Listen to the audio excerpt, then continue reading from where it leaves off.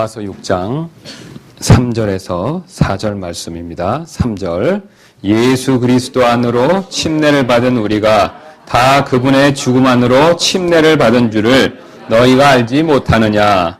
그러므로 우리가 죽음 안으로 침례를 받아 그분과 함께 묻혔나니 이것은 그리스도께서 아버지의 영광을 힘입어 죽은 자들로부터 일으키신 것 같이 우리도 생명의 새로움 속에서 걷게 하려 함이라. 아멘.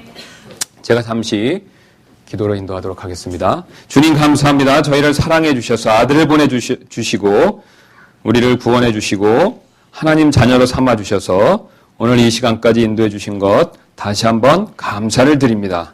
우리의 공로와 노력과 수고가 전혀 없이 오직 주님의 은혜로 이 모든 복을 허락해 주신 것 생각할 때 다시 한번 찬송과 존귀와 영광을 돌려드릴 수밖에 없음을 고백을 드립니다. 주님, 이 시간 우리가 또 말씀 통해서 주님께서 어떠하신 분이신지, 우리를 얼마나 사랑하시는지, 우리를 위해서 얼마나 놀라운 일을 하셨는지 다시 한번 가르쳐 주시고 깨닫게 도와주옵소서. 성령께서 도와주셔서 오늘 말씀을 통해서 우리에게 하늘의 복을 허락해 주시고 하나님께 더 가까이 나갈 수 있도록 선하게 인도하여 주옵소서. 원수무하게 틈타지 않도록 우리의 마음과 생각을 지켜주시고 우리의 모든 뜻과 생각을 사로잡아 하나님의 은혜 왕자 앞에 설 수 있도록 성령께서 강하게 역사하여 주옵소서.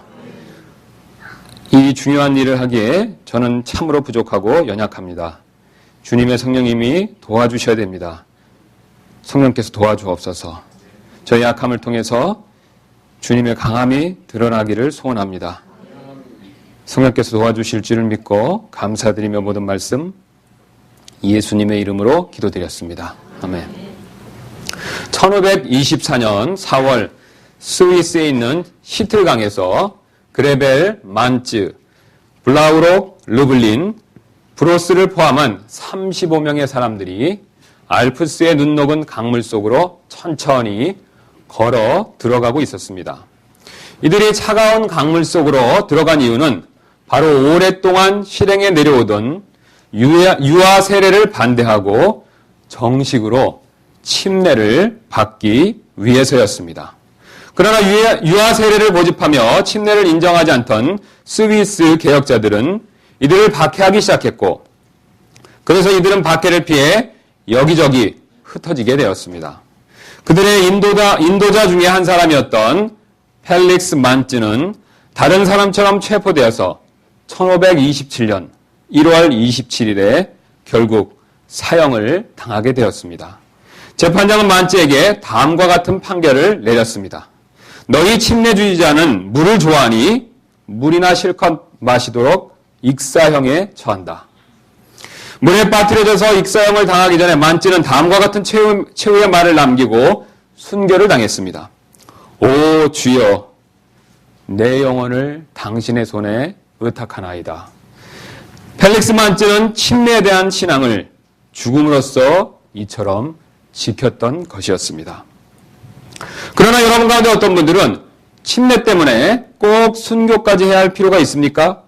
구원받는 것은 믿음으로 되는 일이니 세례든 침례든 상관없는 것 아닙니까? 라고 질문하실지도 모르겠습니다. 물론 일리 있는 이야기입니다. 분명 구원은 세례나 침례를 통해서 받는 것이 아닙니다. 여러분 우리가 어떻게 구원을 받습니까? 은혜를 통해서 구원받죠. 구원은 세례나 침례와 같은 종교의식을 통해서 받는 것이 아니라 분명히 하나님의 은혜로 받습니다. 그러나 우리는 세례가 아닌 침례를 반드시 실행할 필요가 있습니다. 우리가 꼭 침례교도이기 때문이 아닙니다. 우리가 침례를 반드시 실행할 이유는 다른 데 있습니다.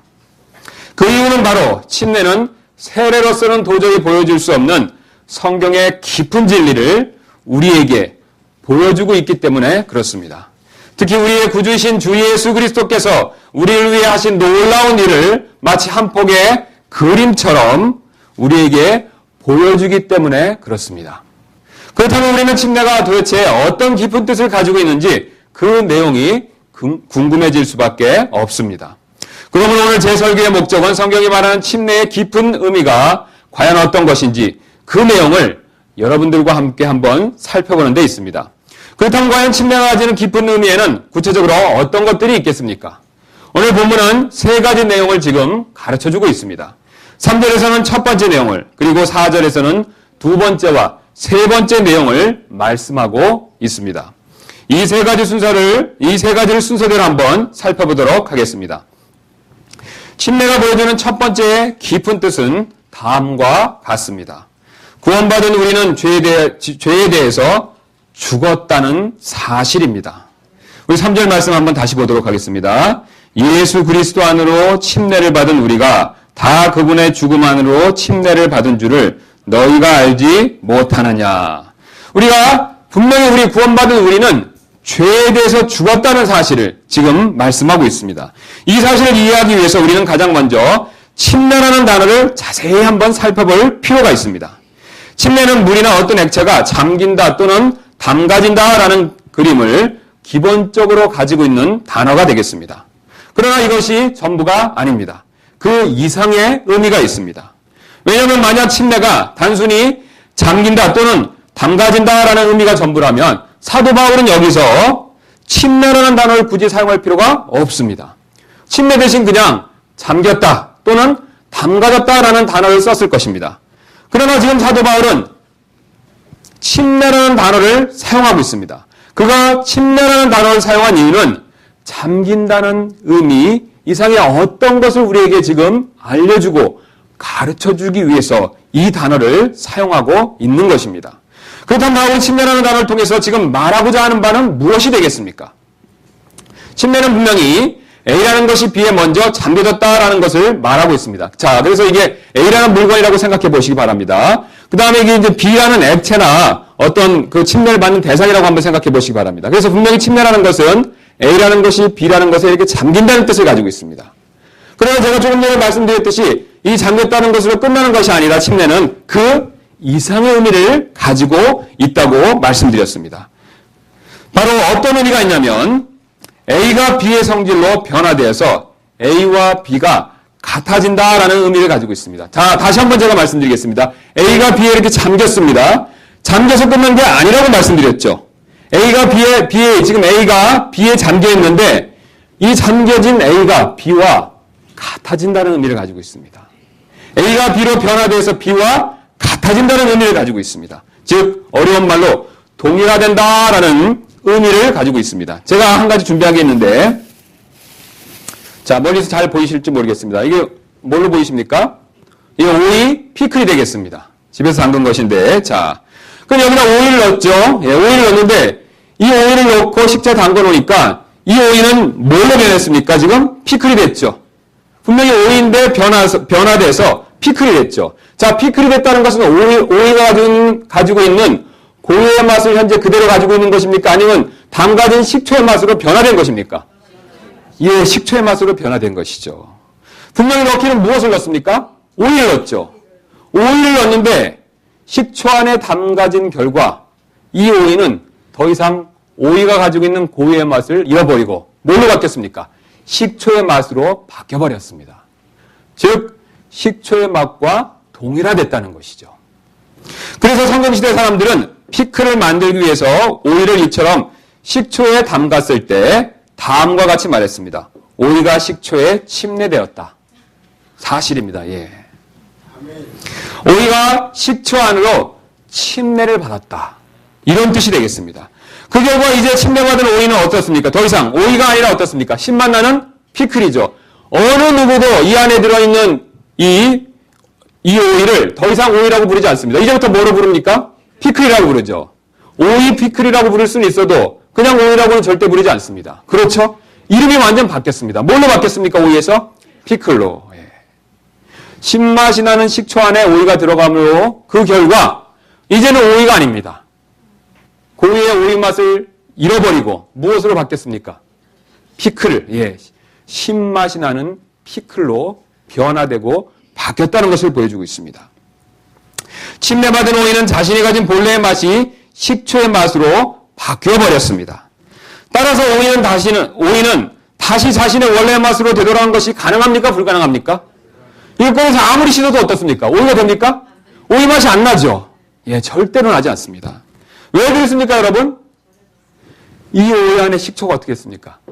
침투에 들어갔죠. 아주 깊숙이 침투에 들어갔습니다. 그래서 아주 깊숙이 식초가 오이에 침투에 들어갔기 때문에 이제 식초와 오이는 어떻게 됐습니까? 하나가 된 거죠. 완전히 하나가 됐습니다.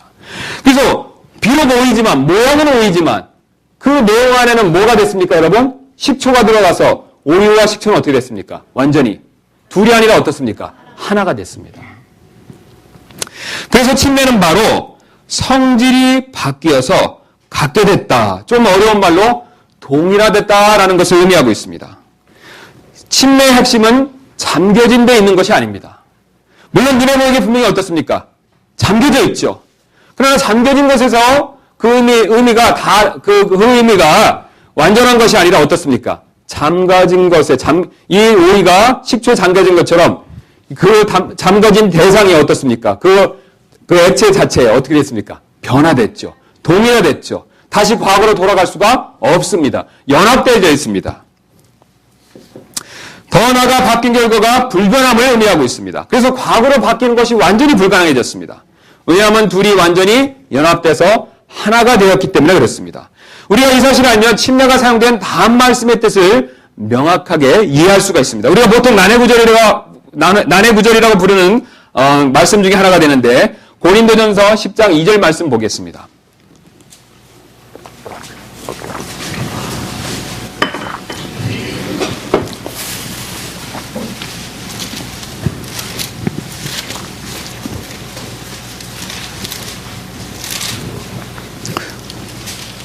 (10장 2절입니다.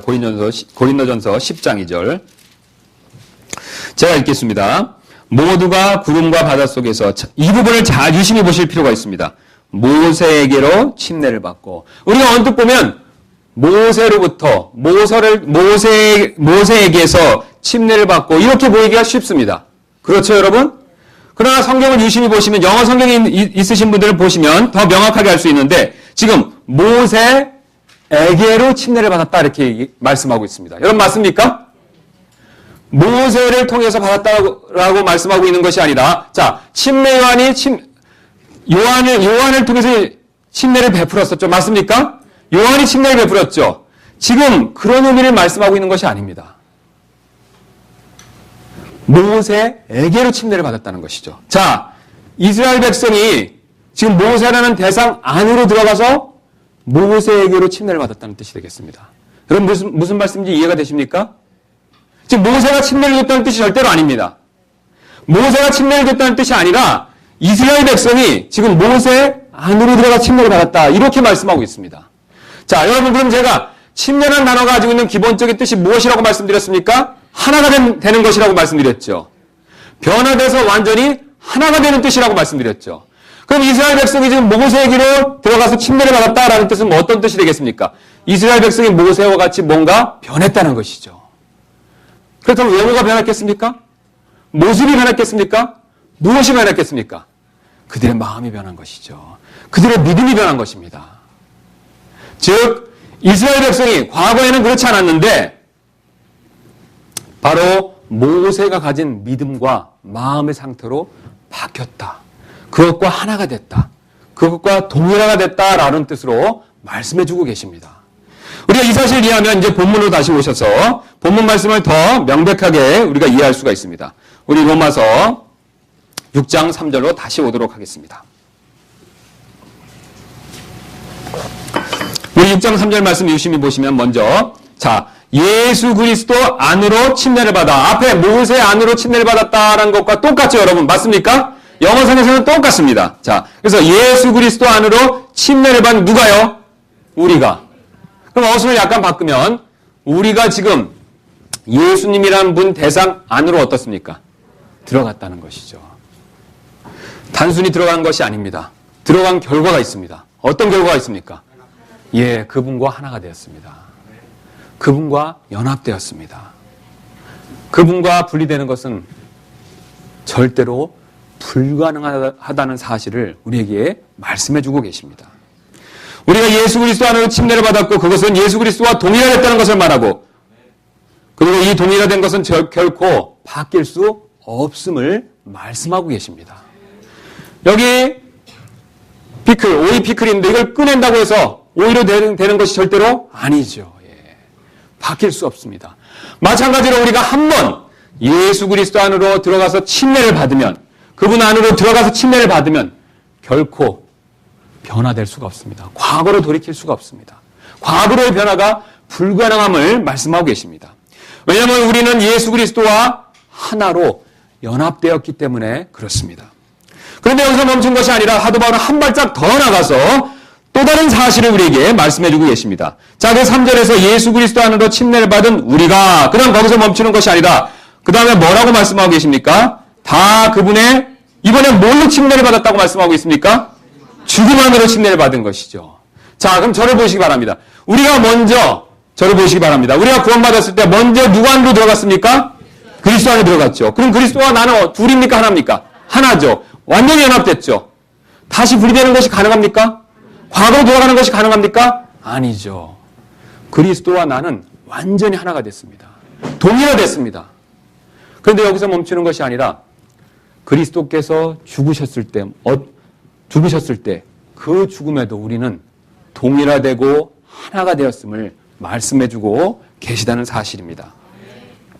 다 그분 안으로, 그분의 죽음 안으로 침례를 받은 줄을 우리가 알지 못하느냐 이렇게 말씀하고 계십니다. 즉 그리스도와 연합된 우리가 그리스도의 죽음 안으로 침례를 받았다는 것을 말씀드리고 이것은 그리스도의 죽음과 동일화되었다는 것을 말씀해 주시고 이 죽음의 동일화는 결코 변화되고 바뀔 수 없음을 우리에게 말씀해 주고 계십니다. 왜냐하면 그리스도와 우리는 연합돼서 완전히 하나가 되었기 때문에 그렇습니다. 여러분, 그러면 여러분 가운데 어떤 분은 그렇다면 이런 일이 어떻게 일어날 수 있습니까? 라고 니고데모 같이 질문하실 수도 있습니다. 성경은 이 사실에 대해서 성령을 통해 가능하다는 것을 보여주고 계십니다. 여러분, 우리 성령님의 별명 중에 여러 가지가 있는데 그 중에 하나가 무엇인지 아십니까? 바로 권능이십니다. 누가복음 24장 49절 말씀 한번 보도록 하겠습니다. 성령님에 대한 여러 호칭이 있습니다. 별칭들이 있는데 그 중에 한 가지가 바로 권능이라는 것을 누가복음 24장 49절이 잘 보여주고 있습니다.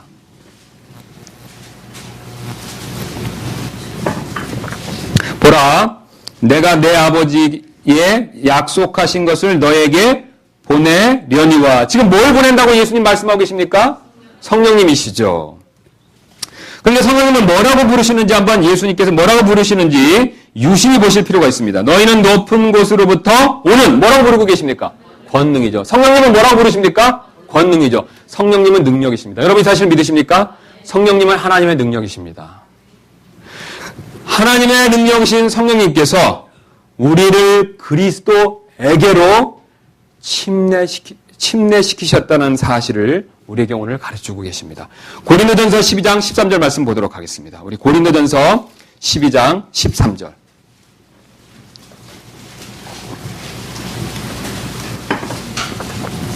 제가 읽겠습니다. 우리가 유대인이나 이방인이나 매인자나 자유로운 자나 모두 뭐라고 말씀하고 있습니까? 한 성령에 의해 뭘 받았다라고 말씀하고 있습니까? 침례를 받아. 그 결과가 어떻습니까? 한 몸 안으로 들어왔다. 지금 우리가 그러면 동일한 내용을 말씀하고 계시죠? 여러분 맞습니까? 예, 우리가 지금 어디 안으로 들어갔습니까? 한 몸은 그리스도를 얘기하시죠? 예, 우리가 침례를 받아서 어디 안에 들어왔습니까? 그리스도에게로 들어온 거죠. 그래서 그리스도와 둘이 됐습니까? 하나가 됐습니까? 하나가 됐죠. 근데 그 일을 누가 행하셨다고 말씀하고 계십니까? 성령님께서. 하나님의 권능이신 성령님께서 이 일을 행하셨습니다. 이처럼 성령님에 의해 침례를 받음으로써 우리는 그리스도와 하나가 되었고 그분의 죽음과도 하나가 되었다는 사실을 우리에게 말씀해주고 계십니다. 그래서 우리 로마서 6장 6절에 이렇게 말씀하고 있죠. 다시 로마서로 가도록 하겠습니다. 우리가 알거니와 이것을 알거니와 우리의 옛사람이 그분과 함께 십자가에 못 박힌 것은. 여러분 저를 보시기 바랍니다. 여러분 2000년 전에 분명히 예수님께서 갈보리의 십자가에 못 박히신 사실을 믿으십니까? 오늘 성경은 놀라운 사실을 또 가르쳐주고 계십니다. 그분이 못 박히셨을 때 우리도 같이 못 박혔다는 사실을 말씀해주고 계십니다. 여러분 이 사실 믿으십니까? 우리의 죄만을 짊어지시고 십자가에 못 박히신 것이 아닙니다. 그것도 맞습니다. 오늘 주님께서는 그 외에 그것과는 다른 각도의 사실, 다른 각도의 진리를 지금 말씀해 주고 계십니다. 우리의 죄만을 짊어지신 것이 아니라 뭐라고 말씀하고 계십니까? 우리 전체를, 나 전체를 주님께서 들으셔서 예수님과 함께 하나가 되게 하셔서 십자가에 못 박았다라고 말씀하고 계십니다. 이것이 오늘 침례를 통해서 보여주시는 첫 번째 사실이 되겠습니다. 그래서 우리는 그분이 십자가에서 죽으셨을 때 우리도 같이 죽었다라고 하나님께서 분명히 우리에게 지금 선언하고 계십니다. 하나님께서 능력으로 하셨기 때문에 이 연합이 분리될 수가 있겠습니까? 없겠습니까? 없습니다. 저는 싫습니다. 저는 원치 않습니다. 저는 단지 구원만 받기를 원합니다. 천국 티켓만을 받기를 원합니다. 이렇게 말씀하셔도 소용이 없습니다. 누가 하셨습니까? 이 일을. 하나님께서. 누구를 통해서요? 성령님을 통해서. 우리가 원하든 원치 않든 성령님께서 우리를 붙들으셔서 보이지 않는 그 손을 사용하셔서 신비스럽게 우리를 예수님과 함께 십자가에 못 박으셨습니다. 이 세상 만물을 유지하는 그 엄청난 힘으로 우리와 그리스도를 하나로 이렇게 연합시키셨다라고 말씀하고 계십니다. 여러분, 주님이 이렇게 연합시키셨으니까 누가 이것을 떼어놓을 수가 있겠습니까? 아무도 없습니다. 주님이 자신의 무한한 권능으로 이 일을 행하셨음을 우리에게 알려주고 계십니다. 그러나 이것이 침례가 가진 깊은 뜻의 전부가 아닙니다. 바울은 이제 침례가 가진 두 번째 깊은 뜻을 4절 전반부에서 보여주고 있습니다. 침례가 보여주는 두 번째 깊은 뜻은 구원받은 우리는 죄에 대해서 확실히 분명히 죽었다는 사실입니다. 제가 첫 번째 침례가 가지고 있는 깊은 뜻이 무엇이라고 말씀드렸습니까? 우리는 죄에 대해서 죽었다는 것이죠. 그러나 두 번째에서는 그 죽었다는 것이 확실하고 분명하다는 사실을 우리에게 말씀해주고 계십니다. 분명히 우리는 죽었습니다. 그러나 이 두 번째 깊은 진리는 우리가 부정할 수 없을 만큼 확실하고 분명하게 죽었다는 것을 우리에게 지금 말씀해주고 계십니다. 이 사실을 이해하기 위해서 우리는 4절 말씀에 묻혔나니라는 단어를 우리는 유심히 볼 필요가 있습니다. 묻힘의 의미는 묻혔다는 것은 어떤 뜻입니까, 여러분? 장사 지낸 바가 되었다는 것이죠. 땅에 묻혔다는 뜻이 되겠죠. 묻혔다는 것은 사람이 완전히 죽었음을 의미한다는 것을 우리가 이미 상식적으로 잘 알고 있습니다. 그러나 아주 가끔이지만 사람은 죽었다가 다시 살아난 경우가 있습니다. 예, 혹시 있습니다. 가끔. 자, 제가 그 예를 한번 말씀드리도록 하겠습니다. 예를 들어 죽었지만 수시간 후에 살아나는 경우가 아주 드물지만 있습니다. 실제 있었던 일인데 독일의 빌트지라는 한 신문은 의학적으로 3시간이 넘게 죽었다가 다시 살아난 꼬마의 이야기를 보도한 적이 있었다고 합니다. 폴이라고 불리는 이 3살 먹은 남자아이가요. 자, 독일 브란덴부르크 리첸에 있는 자신의 할아버지 집 정원에서 놀다가 그만 호수에 빠진 적이 있었다고 합니다. 그의 할아버지가 아이를 발견했을 때 아이는 사실상 죽은 상태였습니다. 그래도 할아버지는 손자를 안고 병원으로 급히 달려갔습니다. 헬리콥터까지 동원해서 그를 베를린 교회에 있는 큰 병원으로 옮겼고 4명의 의사들이 아이를 살리기 위해서 수시간 애썼지만 소용이 없었습니다. 3시간 18분 뒤 의사들이 포기하려는 바로 그 순간 폴의 심장이 갑자기 다시 뛰기 시작했습니다. 당시 자리에 있던 로더 슈웨이게러라는 의사는 태어나서 이런 경험은 처음이라며 사실상 죽었다가 다시 살아난 것이라고 말했습니다. 또 다른 예로 이번에는 죽은 뒤에 수시간 한참 뒤에 장례식 도중에 살아난 경우도 가끔 있습니다. 일례로 88살 먹은 마리아 콘세요카오라는 할머니는 크리스마스 이브에 병원에 도착했을 때 의사는 그녀가 고혈압으로 인한 동맥폐색으로 사망했다는 진단을 내렸습니다. 할머니는 장례식을 치르기 위해 입관되었고 성탄절인 25일 오후 5시에 할머니를 매장하기 위한 장례식이 치러지기 시작했습니다. 그런데 장례식에서 할머니를 매장하려던 인부들이 할머니가 아직 죽지 않은 것 같다고 말했습니다. 그래서 가족들은 서둘러서 할머니를 다시 병원으로 옮겼고 관 속에 들어있는 그 상태 그대로 들어서 옮겼다고 합니다. 할머니는 자신에게 사망 진단을 내렸던 바로 그 병원 응급실에서 응급조치를 통해서 다시 생명을 찾은 사건이 있었다고 합니다. 심지어는 무덤에 묻히기 직전에 살아난 경우도 있습니다.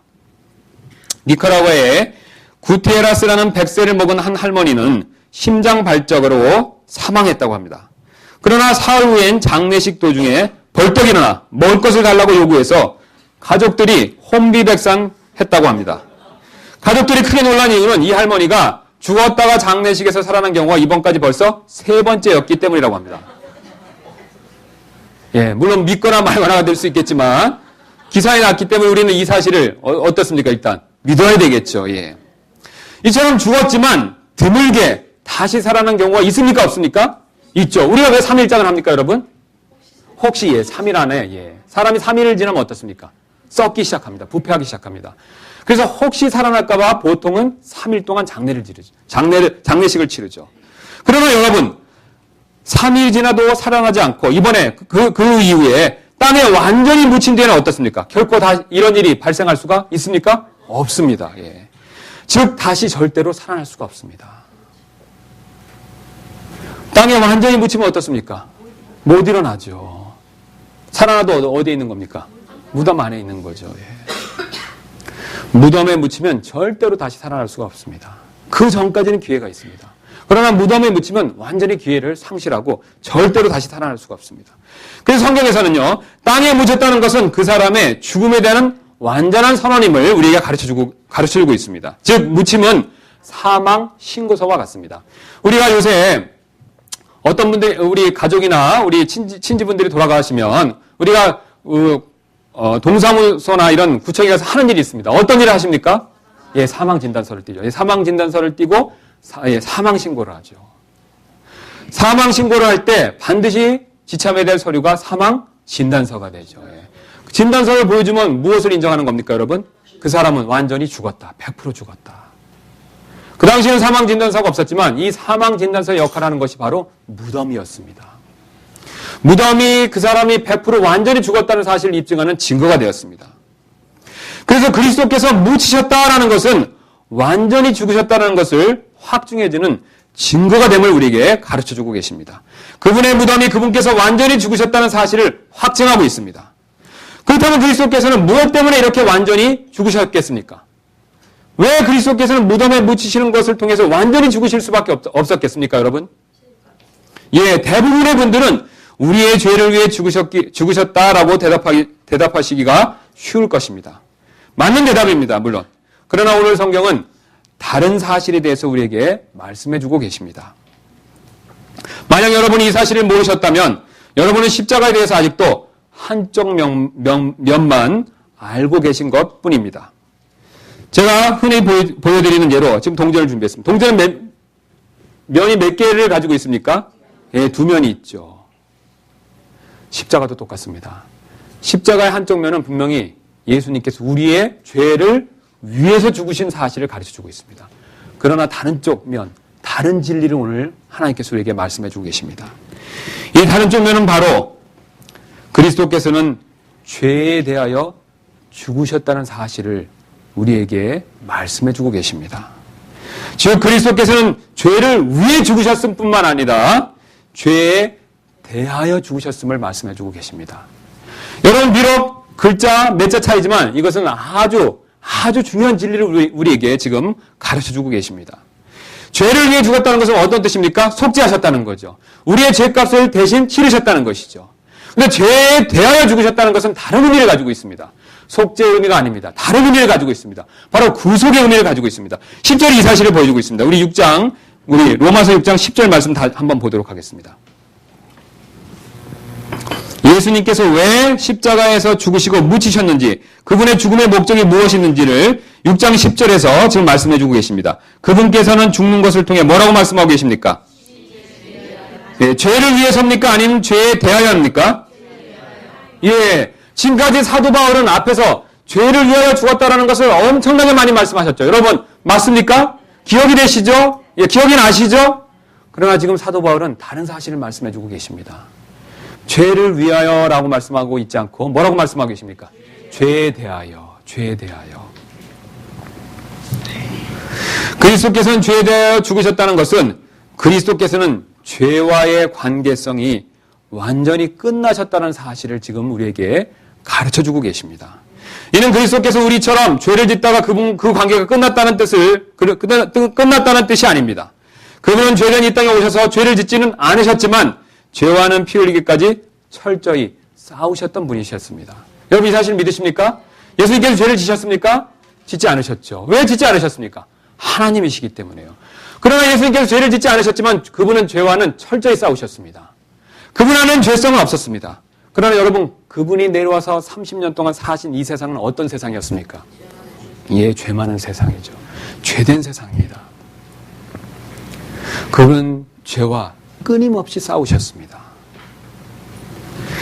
죄와 레슬링을 하신 셈과 같습니다. 그러나 누가 매번 승리했겠습니까? 예, 예수님께서 매번 승리하셨죠. 연승하셨죠. 죄는요, 반대로 연패했겠죠. 그런데 죄는 자신의 최고 무기인 사망으로 예수님을 공격했습니다. 그러나 예수님은 부활하심으로 사망의 공격도 물리치셨습니다. 그 결과 죄는 더 이상 예수님에게 덤빌 수가 없습니다.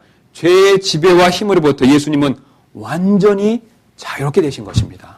여러분 이 사실을 믿으십니까? 죄가 예수님을 덮쳤습니다. 예수님을 공격했습니다. 10년한 사망의 힘으로 예수님을 공격했습니다. 그러나 누가 이기셨습니까? 예수님이 이기셨죠. 예수님이 이기셨기 때문에 죄는 더 이상 예수님을 공격할 수가 없습니다. 죄는 더 이상 예수님에게 힘을 쓸 수가 없습니다. 이는 그리스도와 연합된 우리 역시 죄에 대해서 완전히 죽었음을 주님께서 우리에게 말씀해 주고 계십니다. 분명히 예수님께서는 죄에 대해서 승리하셨습니다. 여러분 맞습니까? 그러면 그 예수님과 누가 연합되어 있습니까? 구원받은 우리가 연합되어 있죠. 그분의 승리가 이제 누구의 승리입니까? 나의 승리죠. 그분은 죄의 지배로부터 완전히 끊어지셨습니다. 완전히 분리되셨습니다. 이때 분리된 것은 예수님만 분리되신 것이 아니라 그분과 연합된 누구도 분리된 것입니까? 나도 분리된 것이죠. 나도 완전히 끊어진 것입니다. 즉 우리 역시 죄와의 관계가 완전히 끝났음을 주님께서 말씀하고 계십니다. 다시 말해 죄가 지배하는 영향으로부터 완전히 벗어났음을 말씀해주고 계십니다. 자, 예수님께서 과거에 죄가 지배하는 이 세상에 오셨죠? 맞습니까 여러분? 아담의 후손으로서 분명히 이 세상에 오신 것이 맞습니까 여러분? 예, 맞으시죠. 분명히 오셨습니다. 분명히 오셨지만 그분은 이 죄에 대해서 어떻게 하셨습니까? 예, 죽는 것을 통해서 완전히 벗어나셨습니다. 죄가 지배하는 세상에서 십자가에 못 박히시고 죽으시는 것을 통해서 어떻게 하셨습니까? 완전히 벗어나셔서 이제 어디 아래 계십니까? 은혜 아래 계십니다. 그럼 예수님께서 이 죄 아래 계셨을 때 승리하셨는데 그 승리에 누구도 동참한 것입니까? 나도 동참한 것이죠. 예수님이 이렇게 옮겨오셨을 때 누구도 옮겨온 것입니까? 나도 옮겨온 것이죠. 그럼 예수님께서 죄에 대해 죽으셨을 때 누구도 죽은 것입니까? 나도 죽은 것이죠. 여러분 이 사실은 너무나 중요합니다. 우리가 이 사실을 믿지 못한다면 우리는 성화라는 가르침에 대해서 전혀 이해를 하지 못할 수가 있습니다. 죄와의 싸움에서 우리는 승리하기가 어렵습니다. 그래서 십자가는 우리를 구원해주는, 의롭다 여김받게 해주는 그것에 대한 증거일 뿐만 아니라 우리를 죄의 지배로부터 자유롭게 해주고 죄와의 싸움에서 승리함을 보장해주는 하나님의 확실한 증표입니다. 우리가 보통은 무엇만 믿고 있습니까? 예수는 나의 죄를 위해서 죽으셨다. 그러나 여러분 지금 하나님께서 다른 사실을 말씀해주고 계십니다. 십자가는 죄에 대해서 죽으셨다는 사실을 우리에게 말씀해주고 계십니다. 예수님이 죽으셨을 때 우리도 죽었습니다. 예수님이 죄에 대해서 승리하실 때 우리도 승리한 것입니다. 이 사실을 말씀해주고 계십니다. 한 예로 쉬운 예로 우리 과거에 북한 권력 13위인 황정엽 씨가 1997년에 망명한 사건이 있었습니다. 여러분 기억나십니까? 그는 망명 후에 김정일의 잘못을 어떻게 했습니까? 비판했었죠. 그로 인해 북한은 그를 죽이겠다고 계속 협박했습니다. 그래서 암살 몇 호였습니까? 그가? 1호였죠. 예. 그래서 북한의 그 암살 기관에서 1호가 누구였냐면 바로 이 황정엽 씨였습니다. 그러나 지금 북한은 더 이상 그를 협박하거나 암살하려고 하지 않습니다. 여러분 왜 그런지 아십니까? 예, 죽었습니다. 2010년에 자연사했습니다. 그는 죽어서 현재 국립묘지에 묻혀 있습니다. 그가 국립묘지에 묻혀 있는 것이 그의 죽음에 대한 증거입니다. 그가 죽었기 때문에 이제 어떻습니까? 북한의 지배와 위협으로부터 어떻습니까? 완전히 자유롭게 됐죠. 그가 죽었기 때문에 더 이상 북한은 위협하지 않습니다. 죄와 사망은 이와 똑같습니다. 우리가 사실을 누구와 함께 죽은 것입니까? 예수님과 함께 죽은 것이죠. 죄와 사망은 더 이상 예수님을 쫓을 수가 없습니다. 왜 쫓을 수가 없습니까? 예수님은 죽으셨죠. 예. 그 다음에 어떻게 하셨습니까? 부활하셨죠. 부활해서 어디로 가셨습니까? 다른 세상으로 가셨죠. 은혜가 지배하는 새로운 세상으로 가셨습니다. 근데 놀라운 것은 예수님이 가셨을 때 누구도 갔습니까? 우리도 갔습니다. 그러니 죄와 사망은 우리를 추격할 수가 없습니다. 우리를 다시 거머쥘 수가 없습니다. 마찬가지로 우리 역시 그리스도와 함께 죄와 지배의 위협으로부터 죽었다는 사실을 하나님께서 우리에게 말씀해 주고 계십니다. 누가 그 증거를 묻거든 여러분은 십자가와 무덤을 꼭 그 증거로 보여주시기를 바랍니다. 십자가가 그 증거입니다. 이처럼 우리는 그리스도와 하나가 되어서 그분이 죄에 대하여 죽으시고 묻히셨을 때 함께 죽고 묻힌 것을 주님께서는 우리에게 말씀해 주고 계십니다. 그러므로 우리는 죄의 지배로부터 완전히 죽게 되었습니다. 죄의 지배로부터 완전히 자유롭게 됨을 말씀해 주고 계십니다. 그러나 사도 바울은 여기서 멈추지 않고 침례가 가진 마지막 깊은 뜻을 4절 후반부에서 우리에게 말씀해 주고 계십니다. 침례가 보여주는 이 마지막 깊은 진리는 구원받은 우리는 완전히 새로운 삶을 사는 것입니다. 구원받은 우리는 완전히 새로운 삶을 사는 것입니다. 이 사실을 6장 4절의 후반부 말씀이 보여주고 있습니다. 우리 후반부 말씀 한번 보도록 하겠습니다. 이것은 그리스도께서 아버지의 영광을 힘입어 죽은 자들로부터 일으키신 것 같이 우리도 생명의 새로움 속에서 걷게 하려 함이라. 이것은 이렇게 여기서 이 사실을 우리가 이해하기 위해서는요. 일으켜진 것 같이라는 단어를 유심히 보실 필요가 있습니다. 이것은 우리가 잘 아신 대로 무엇을 얘기하고 있습니까? 지금 예수님의 부활을 말씀하고 있죠. 예. 부활은 죄와 사망을 완전히 이긴 것을 보여주는 증거가 되죠. 여러분 이 사실이 맞습니까? 죄와 사망의 힘이 그리스도를 죽게 하고 무덤에 가두었지만 더 강한 힘으로 이 사실과 권세를 깨뜨리시고 예수님께서는 부활하셨습니다. 사도행전 2장 24절이 이 사실을 아주 잘 묘사해서 우리에게 보여주고 있습니다. 우리 2장 24절 말씀 보겠습니다.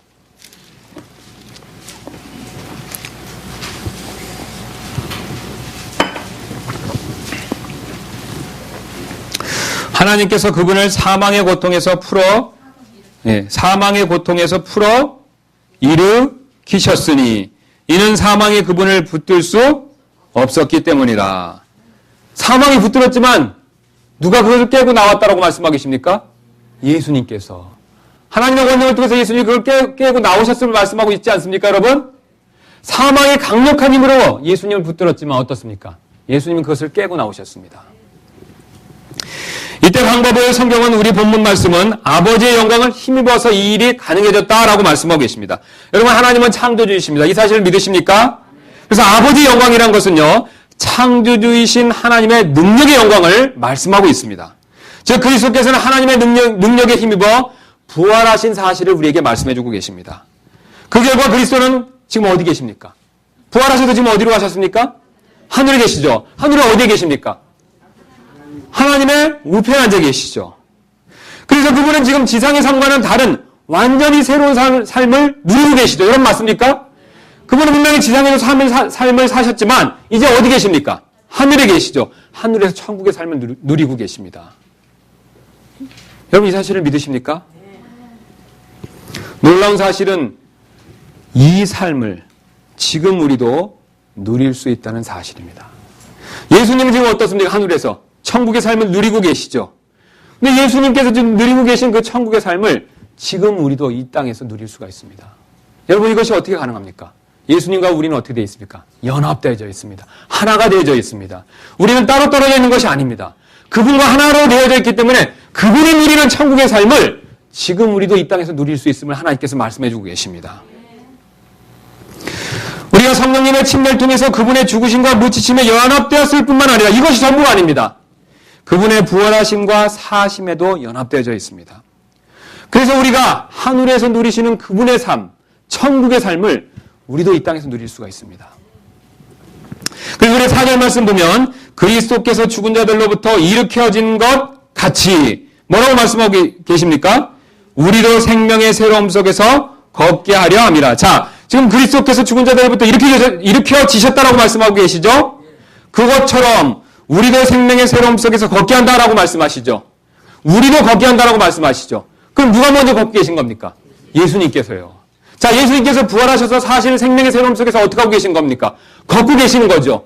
그것과 똑같이 우리도 어떻게 됐다라고 말씀하고 계십니까? 부활해서 우리도 어떻게 될 것이라고 말씀하고 계십니까? 생명의 새로움에서 걷게 될 것이다라고 말씀하고 계십니다.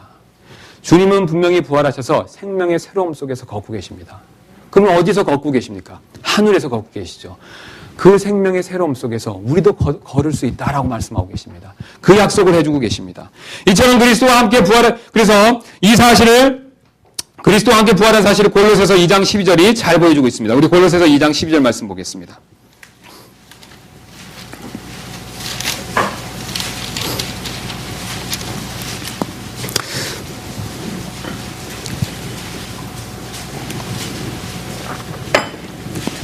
너희가 침례 안에서 그분과 함께 묻혔고 그분을 죽은 자들로부터 살리신 하나님의 활동을 믿음으로 말미암아 뭐라고 말씀하고 계십니까? 침례 안에서 또한 그분과 함께 일어났다. 이 사실을 더 자세하게 설명해 주는 구절이 에베소서 2장 5절 6절 되겠습니다. 앞쪽으로 가셔서 에베소서 2장 5절부터 6절 되겠습니다. 심지어 우리가 죄들 가운데 죽었을 때 우리를 그리스도와 함께 뭐라고 말씀하고 계십니까? 그리스도와 함께 살리셨고 너희가 은혜로 구원을 받았느니라. 또 함께 일으키사 그 다음 뭐라고 말씀하고 계십니까? 그리스도 예수님 안에서 우리를 하늘의 처소들에 함께. 여러분 어떻게 이런 일이 가능하겠습니까?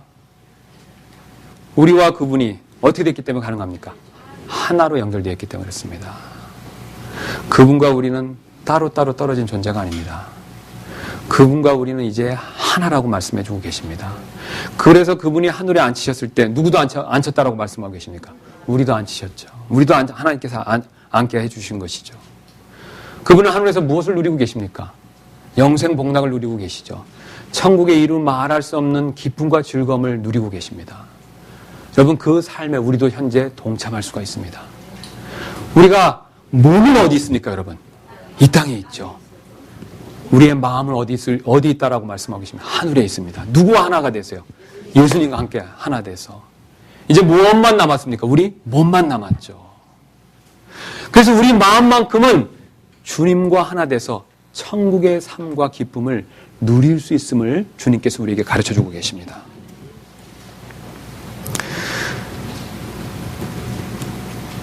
이처럼 그리스도와 함께 부활했기 때문에 그 결과 천국에서 죄와 사망의 영향을 받지 않는 예수님의 새로운 생명의 삶을 우리도 누릴 수 있음을 말씀해주고 계십니다. 그래서 우리 다시 한번 골로새서 3장 1절부터 3절 말씀 보겠습니다. 그래서 우리가 앞으로 어떻게 살아야 되는가에 대해서 사도 바울께서 골로새서 3장 1절과 3절을 통해서 다시 한번 말씀해주고 계십니다. 그러므로 너희가 그리스도와 함께 뭐라고 말씀하고 계십니까? 일어났거든. 그 다음에 뭐라고 말씀하고 계십니까? 위에 있는 그것들을 추구하라. 왜 위에 있는 것들을 추구하라고 말씀하십니까? 거기에는 그리스도께서 하나님 우편에 앉아 계시느니라. 여러분 이 자리에 누구도 같이 앉아 있는 겁니까? 우리도 그리스도가 하나님 우편에 앉아 있는 자리에 사실 누구도 영적으로 같이 앉아 있는 것입니까? 우리도 앉아 있는 것이죠. 그럼 우리는 우리의 마음이 하늘에 오를 수 있기 때문에 우리는 무엇을 추구해야 되겠습니까? 하늘을 추구해야 되죠. 위의 것을 추구해야 되죠. 그래서 뭐라고 말씀하고 계십니까? 2절에 위에 있는 것들에 너희의 애착을 두고 땅에 있는 것들에 두지 말라. 왜 그랬습니까? 3절 너희는 죽었고 너희 생명은 그리스도와 함께 하나님 안에 감추어졌느니라. 여러분 이 사실을 믿으십니까? 우리는 죽었습니다. 언제 죽었습니까? 예수님과 함께. 여러분 죽은 것이 확실합니까? 증거가 있습니까? 그분의 무덤이 그 증거입니다. 여러분 여기서 멈춘 것이 아닙니다. 그분이 살아날 때 우리도 함께 살아났습니다. 그분이 하나님 우편에 앉아 계시는 지금 이 순간에도 우리는 그분과 함께 하나님 우편에 영적으로 앉아있다라고 말씀하고 계십니다. 그분이 지금 하늘의 영생복락을 누리시는 지금 이 순간에도 우리는 그것을 공유할 수 있다. 그것을 누릴 수 있다. 믿음을 통해서 그것을 얻을 수 있다라고 말씀하고 계십니다. 그러므로 우리는 이 땅에서 천국의 삶을 살 수 있고 천국의 기쁨을 맛볼 수 있습니다. 여러분 은혜를 많이 받아보신 경험이 있으시죠? 그런 경험이 있으시죠? 여러분이 기도를 깊이 하셨을 때, 또 찬송을 뜨겁게 부르셨을 때, 또 예배를 드릴 때 은혜 받으신 적이 있습니까? 여러분 그 은혜가 누구를 통해서 오는 것입니까? 예수님을 통해서. 예수님이 천국에서 누리는 그 은혜를 우리에게 쏟아 부어 주시는 것입니다. 그러므로 이 땅에서도 우리는 천국의 삶을 누릴 수가 있습니다. 그러므로 우리는 항상 기뻐할 수가 있습니다. 이것이 하나님의 약속입니다. 이것이 그리스도께서 우리를 위해 하시는 것입니다. 이 사실을 침례가 지금 보여주고 있습니다. 이처럼 우리는 주님과 연합되었기 때문에 죄에 대해 죽고 이제 새로운 삶을 살고 있음을 우리에게 가르쳐주고 계십니다. 지금까지 침례의 깊은 의미를 살펴봤습니다. 오늘 이 말씀으로부터 우리는 몇 가지 교훈을 살펴보고 이제 말씀을 정리하도록 하겠습니다. 우리가 얻을 수 있는 첫 번째 교훈은 구원받는 것은 죄사함 이상의 의미를 가지고 있다는 사실을 우리는 반드시 꼭 알 필요가 있습니다. 구원받았을 때 우리는 분명히 죄사함을 받습니다. 여러분 맞습니까? 구원받는 순간 우리는 분명히 죄의 용서함을 받습니다. 그러나 오늘 본문 말씀은 이것 이상의 사실을 우리에게 가르쳐주고 계십니다. 구원받았을 때 우리는 완전히 다른 세계로 옮겨진 것을 말씀해주고 계십니다. 여러분 맞습니까? 우리가 구원받는 순간 죄의 지배 아래 있다가 은혜의 지배 아래, 아담에게 속해 있다가 그리스도에게 속하는 새로운 세상에 속하게 되었음을 말씀해주고 계십니다. 그래서 분명히 구원받는 것은 죄사함 이상의 의미를 가지고 있습니다. 죄가 지배하는 세상에서 은혜가 지배하는 세상으로 옮겨진 것을 말씀해주고 계십니다. 그래서 구원받았다는 것은 사실은 은혜가 지배하는 세상에서 사는 것이라고 말씀해주고 계십니다. 그러면 은혜 아래서 합당한 삶을 살아야 됨을 또 주님께서 말씀해주고 계십니다. 이를 위해서 우리는 죄성과 싸워야 합니다. 예수님께서 이 사실을 나사로의 부활 사건을 통해서 비유적으로 보여주신 적이 있습니다. 우리 요한복음 11장 43절 44절 말씀 한번 보도록 하겠습니다. 예수님께서 일부러 나사로 사건을 통해서 보여주신 내용이 있습니다.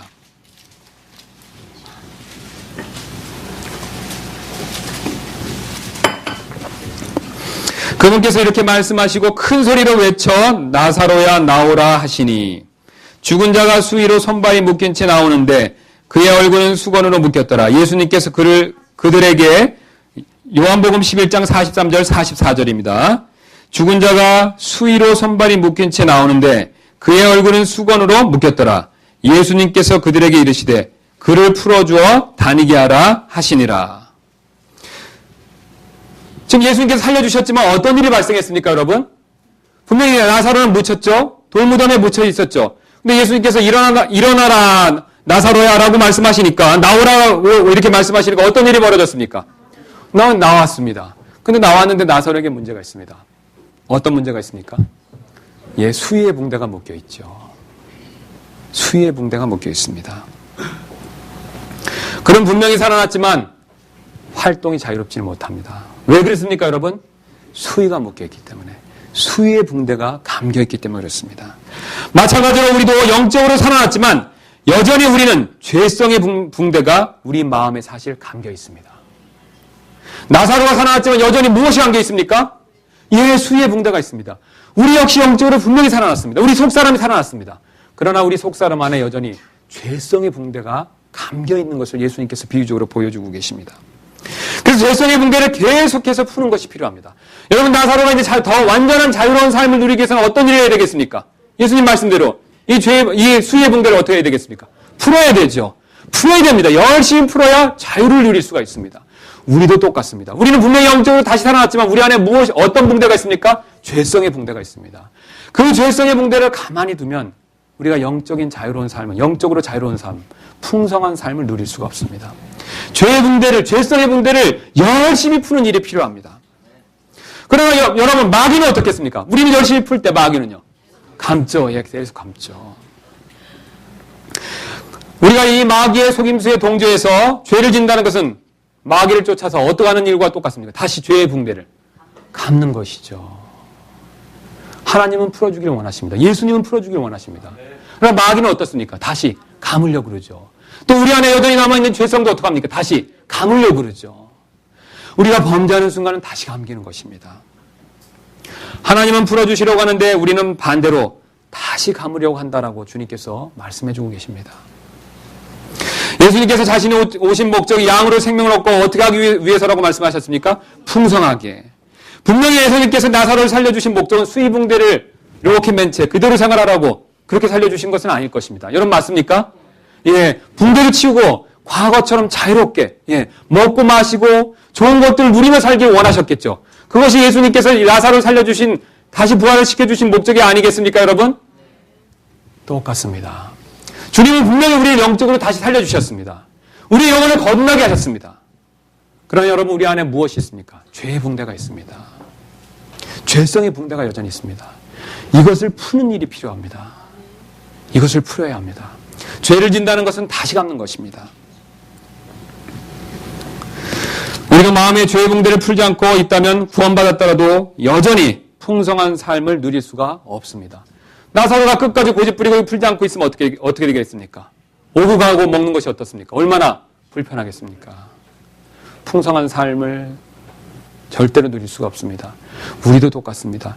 영적으로 구원받고 새로 태어났지만 죄성의 붕대를 여전히 감고 있으면 우리는 풍성한 삶을 누릴 수가 없습니다. 살아도 어떤 사람같이 살겠습니까? 죽은 사람같이 살겠죠. 과거와 똑같은 모습으로 살겠죠. 나사로가 수의붕대를 입고 이렇게 살고 있으면 사람들이 뭐라고 생각하겠습니까? 저 사람 죽은 사람 아닌가? 어리석고 우습게 보이죠. 여러분 우리도 똑같습니다. 분명히 우리 주님은 우리를 살려주시고 이걸 풀어주기를 원하시는데 우리는 죄를 지음으로 인해서 다시 감고 있습니다. 이러고 다니는 예수님 보셨을 때 어떠시겠습니까? 안타까우시죠. 답답하시죠. 풍성한 삶을 원하시는데 우리는 반대로 감고 있습니다. 그러므로 우리는 죄를 지으면서 살아서는 안 된다라고 말씀하고 계십니다. 죄의 붕대를 계속해서 벗겨내는 일이 필요합니다. 죄 사함받는 것만을 아는 데서 멈춘다면 방종주의 함정에 쉽게 빠져 죄의 붕대를 계속해서 벗겨내는 일을 게을리할 수가 있습니다. 죄 사함받았기 때문에 죄를 조금 지어도 괜찮다라는 방종주의 함정에 쉽게 걸려들 수가 있습니다. 죄의 붕대, 죄성의 붕대의 문제를 전혀 생각하지 않을 수 있기 때문에 그렇습니다. 살아난 것만 생각하기 때문에 그렇습니다. 죄성의 붕대가 있다는 것은 전혀 생각을 못하는 것이죠. 믿지 않는 것이죠. 그럼 풍성한 삶을 누릴 수가 없습니다. 우리는 죄사함 받았을 뿐만 아니라 은혜의 지배 아래 있기 때문에 계속해서 죄를 지으면서 살아서는 안 된다는 것을 하나님께서 잊지 말아야 함을 우리에게 말씀해 주고 계십니다. 우리가 얻을 수 있는 두 번째 교훈은 구원받는 것은 제2의 인생을 출발한 것이라는 사실을 우리는 반드시 꼭 알 필요가 있습니다. 우리는 성령님을 통해 그리스도와 함께 죽고 묻히고 부활하게 되어서 현재 은혜 아래 있는 것이라는 것을 주님께서 지금까지 말씀해 주셨습니다. 여러분 이 사실 믿으십니까? 우리는 지금 어디에 있습니까? 죄 아래 있습니까? 은혜 아래 있습니까? 은혜 아래 있습니다. 그래서 내가 구원받은 날은 바로 내가 그리스도와 함께 죽고 묻히고 부활한 날입니다. 맞습니까? 내가 언제 한번 구원받은 날이 있습니다. 여러분 맞습니까? 그것을 우리가 정확히 기억하지 못할 수는 있지만 분명히 구원받은 날은 있습니다. 하나님은 아십니다. 여러분 맞습니까? 근데 사실 구원받은 그날 사실 나는 어떻습니까? 그날 십자가에 예수님과 함께 죽었고 묻혔고 부활한 것입니다. 맞습니까 여러분? 죄사함 받아서 끝난 것이 아닙니다. 그분과 함께 어떻게 된 것입니까? 구원받은 날 죽었고 묻혔고 부활한 것이죠. 즉 구원받은 날은 우리가 영적으로 그리스도와 함께 죽었다가 그리스도와 함께 다시 살아난 바로 그 날입니다. 그래서 우리가 구원받은 우리는 보통 우리가 좀 이렇게 여담같이 생일이 몇 개 있다라고 보통 얘기합니까? 2개 있다라고 말하죠. 육신의 생일과 영적으로 거듭난 날. 그러나 오늘 말씀을 보면 우리는 죽는 날도 2번 있음을 우리가 알 수가 있습니다. 여러분 맞습니까? 생일만 2번 있는 것이 아니라 어떻습니까? 죽는 날도 2번 있습니다. 생일만 2번 있는 것이 아니라 장례식도 사실 우리에게 2번 있습니다. 한 번은 언제겠습니까? 진짜 우리 육신이 죽는 날 미래가 되겠죠. 다 여기 살아계시니까 그날 아직 안 왔습니다. 그 다음에 한 번은 있었습니다. 언제 죽은 적이 있었습니까? 우리가 십자가에서 죽은 적이 있었습니다. 그래서 침례의식은 우리가 구원받았을 때 우리의 영적 장례식이 치러지고 또한 우리가 영적 생일날을 맞이하게 되었음을 동시에 보여주고 있습니다. 그래서 침례식의 가장 큰 목적은 우리가 침례 기도임을 보여주기 위해서 행하는 것이 아닙니다. 맞긴 맞습니다. 그러나 그것이 참 목적이 아닙니다. 또한 교회의 회원으로 입회하기 위한 절차이기 때문에 행하는 것도 아닙니다. 물론 맞습니다. 그러나 그것이 진정한 목적은 아닙니다. 침례의 진정한 목적은 구원받은 우리가 과거 죄 아래 삶을 청산하고 은혜 아래서 새로운 삶을 살겠다고 하나님과 천사들과 다른 성도들 앞에서 고백하고 다짐하기 위해서 행하는 의식이다라고 말씀하고 계십니다. 제가 이번 주에 결혼식을 두 곳을 갔습니다. 한 번은 믿지 않는 사람, 한 번은 믿는 사람. 근데 두 군데 갔을 때 공통점이 있었습니다. 여러분 공통점이 무엇인지 아십니까? 음식을 먹는다 이런 건 공통점이 아니고, 자, 두 곳에 갔을 때 예식을 집행했을 때 한 분은 안 믿는 분이 주례를 하셨고 한 분은 목사님이 주례를 하셨습니다. 다른 목사님이. 공통점이 있습니다. 모든 예식에서 마찬가지겠죠. 그리스도인이든지 그리스도인이 아니든지 상관없습니다. 식중에 중간에 서약을 합니다. 꼭 물어보죠. 여러분 왜 결혼식을 합니까? 신부는 웨딩드레스를 한번 멋지게 입어보기 위해서요? 한 번이기 때문에? 물론 맞습니다. 그러나 결혼식의 진정한 목적은 아닙니다. 잔치를 크게 벌이기 위해서요? 물론 맞습니다. 그러나 그것이 진정한 목적은 아닙니다. 분명히 결혼식 없이도 마음만 맞으면요, 좋아만 하면 같이 살 수 있습니다. 사는 데는 전혀 문제가 없습니다. 그럼에도 불구하고 왜 결혼식을 합니까, 여러분? 부부가 서로 하나님의 명령에 따라 가정을 이루고 그 약속을, 신실하겠다는 약속을 어떻게 하는 겁니까? 다른 사람들 앞에서 공표하는 것이죠. 맹세하는 것이죠. 다짐하는 것이죠. 그게 결혼식의 하이라이트입니다. 신부 입장도 아닙니다. 신랑 신부 퇴장도 아닙니다. 맛있는 뷔페를 먹는 것도 아닙니다. 결혼식의 제일 중요한 하이라이트는 맹세하는 것입니다. 쉽게 말씀드리면 여러 가족 친지들 앞에서 우리 두 부부는 서로가 서로에게 친실하겠다고 고백하고 맹세하는, 그런 선언하는 그런 의식이 바로 결혼식이라는 것을 하나님께서 우리에게 가르치고 계십니다. 그러므로 침례식은 나 일부만 바뀐 것이 아니라 나의 전체가 다 바뀐 것을 믿고 간증하는 의식입니다. 그래서 제가 왜 결혼식을 말씀드렸냐면 침례식이 결혼식과 같다는 것입니다. 우리가 분명히 침례식을 하죠. 여기 침례탕에서 어떻습니까? 우리가 물에 들어갔다 어떡합니까? 나오죠. 왜 들어갔다 나옵니까? 이제 뭘 하겠다는 겁니까? 새로운 삶을 살겠다고 사람들 앞에서, 하나님 앞에서, 천사 앞에서 간증하는 거 아니겠습니까? 침례 받고 나서 그 다음부터 곧바로 옛날 모습으로 돌아가서 죄를 지면 아무 소용이 없습니다. 침례식의 진정한 목적은 내가 분명히 과거에 구원받는 그날 예수님과 함께 십자가에 죽었고 묻혔고 부활했기 때문에 이제 저는 새로운 사람으로서 새로운 삶을 살겠습니다. 이렇게 공개적으로 다른 성도들 앞에서 간증하고 고백하는 그런 의식입니다, 여러분. 여러분 이 사실을 명심하기 바랍니다. 그래서 우리가 침례식을 통해서 저는 이제 하나님 앞에서, 다른 성도들 앞에서 과거의 삶을 청산하고 과거의 습관적인 죄를 끊고 이제 거룩한 삶을 살겠습니다. 성도답게 살겠습니다. 이것을 약속하는 그런 의식입니다. 그러므로 침례식은 나의 일부만이 바뀐 것이 아닙니다. 여러분 이것을 관순례나 세례로 표현할 수가 있겠습니까? 없습니다. 그래서 침례식은 나의 일부만이 바뀐 것이 아니라 나의 전체가 다 바뀐 것을 믿고 간증하는 의식입니다. 죽었다가 다시 살아난 사람이기 때문에 새 출발하겠다고 다짐하는 그런 의식입니다, 여러분. 그래서 과거에 돈 욕심으로 살았다면 이제는 돈 욕심을 버리고 살겠다고 다짐하는 그런 의식이 됩니다, 여러분. 왜냐하면 돈 욕심을 버리는 나는 어떻게 됐습니까, 여러분? 십자가에서 그리스도와 함께 어떻게 됐습니까? 죽었기 때문에 그렇습니다. 과거에 내가 돈 욕심에 살았다면 그 돈 욕심을 부리는 나는 어떻게 됐습니까, 이제? 예수님과 함께 죽지 않았습니까? 그럼 이제 돈 욕심에 따라 살아서는 되겠습니까? 돈 욕심을 버리고 주님이 원하는 방식으로 살아야 되지 않겠습니까? 이것을 간증하는 것이 침례의식입니다. 그것을 주님 앞에서 약속하는 것이 침례의식입니다. 또 과거에 불만이 가득한 삶을 살았다면 이제는 불만을 버리고 감사하는 삶을 살겠다고 다짐하는 것 아니겠습니까, 여러분? 왜냐하면 불만을 부리던 나는 어떻게 됐습니까? 십자가에서 죽었죠. 십자가에서 주님과 함께 완전히 죽었습니다. 이제 죽어서 끝났기 때문에 이제 나는 과거에 그런 사람이 아닙니다. 감사하는 삶을 살겠다고 주님 앞에서 약속하는 것입니다. 성도들 앞에서 간증하는 것입니다. 그러므로 사도 바울은 이렇게 선언한 적이 있습니다. 그리스도께 속한 사람들은 애착들과 정욕들과 함께 육신을 십자가에 못 박았느니라. 그러므로 우리는 새 사람이 되었기에 현재 새 사람답게 살아야 합니다. 새 사람답게 거룩하게 살 것을 주님께서 명령하고 계십니다. 이제 우리가 얻을 수 있는 마지막 교훈을 살펴보고 이제 말씀을 정리하도록 하겠습니다. 우리가 얻을 수 있는 마지막 교훈은 구원받았다고 징계까지 없는 것이 아니라는 사실을 우리는 반드시 알 필요가 있습니다. 구원받는 것은 은혜 안에 있기에 은혜 아래에서 사는 삶이 됩니다.